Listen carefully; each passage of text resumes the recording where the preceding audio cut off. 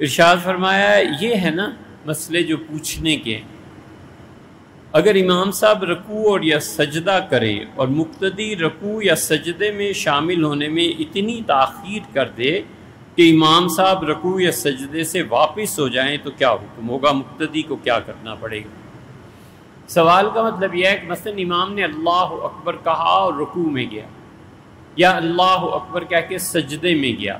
اب یہ کھڑا کچھ پڑھ رہا ہے یا کوئی اور چیز ہے، یہ سجدے میں پہنچا اور امام اللہ اکبر کہہ کے بیٹھ گئے،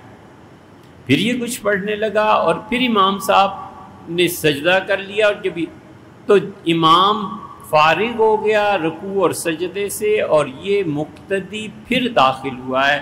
تو اس پہ فقہا نے لکھا ہے کہ ہر رکن سے فارغ ہونے سے پہلے امام کے ساتھ شریک ہو جانا واجب ہے،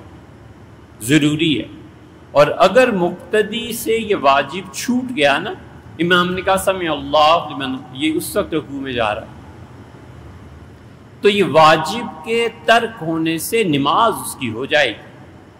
البحر الرائق میں شامی میں یہی مسئلہ انہوں نے لکھا ہے، لیکن وہ کہتے ہیں کہ اگر جان بوجھ کے ایسے کرے گا نا تو واجب کے ترک کر دینے کی وجہ سے گناہ گار ہوگا، اس لیے امام کے سجدے سے فارغ ہونے کے بعد سجدہ کرے تو نماز ہو جاتی ہے مگر گناہ ہوگا۔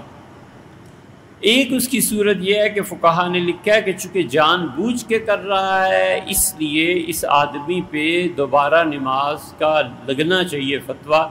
کہ واجب کا ترک تم نے جان بوجھ کے کیا ہے، لیکن محققین نے اس پہ فتویٰ نہیں دیا۔ ان کی عبارات بہت عالمگیری میں لکھا ہے اور جگہ بھی لکھا ہے کہ وہ کہتے ہیں کہ اس شخص کی نماز ہو جائے گی بشرطے کہ یہ مسلسل امام کے پیچھے چلتا رہے۔